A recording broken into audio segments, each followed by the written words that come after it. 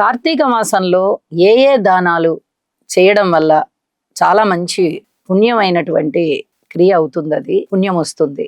ముఖ్యంగా ఆహార పదార్థాలు దానం చేయడం వల్ల, చెరుకు దానం చేయడం వల్ల, చెప్పులు దానం చేయడం వల్ల, గొడుగు దానం చేయడం వల్ల, వస్త్రాలు దానం చేయడం వల్ల, ఏదైనా వెండి ఆభరణాలు దానం చేయడం వల్ల, బంగారు ఆభరణాలు దానం చేయడం వల్ల, అలాగే ఆహార పదార్థాలలో ఉసిరికాయ చాలా చాలా ముఖ్యమైనది. కార్తీక మాసంలో ఉసిరికాయ దానం చేయడం చాలా మంచిది. ఉసిరికాయ దానం చేయడం వల్ల అమితమైనటువంటి పుణ్యం వస్తుందండి.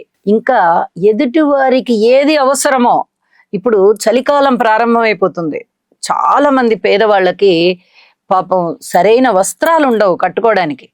వాళ్ళు చలిలో గిజగిజ గిజగిజ వణుకుతూ ఉంటారు. అలాగే కప్పుకోవడానికి దుప్పట్లు ఉండవు, చాలా బాధపడుతూ ఉంటారు. చలికి తట్టుకోలేక ఆ వస్త్రాలు శరీరం నిండుగా ధరించలేక, అలాగే దుప్పట్లు అలాంటివి కొనుక్కునే స్తోమత లేక, ఇలా చాలా బాధపడే వాళ్ళు ఉన్నారు.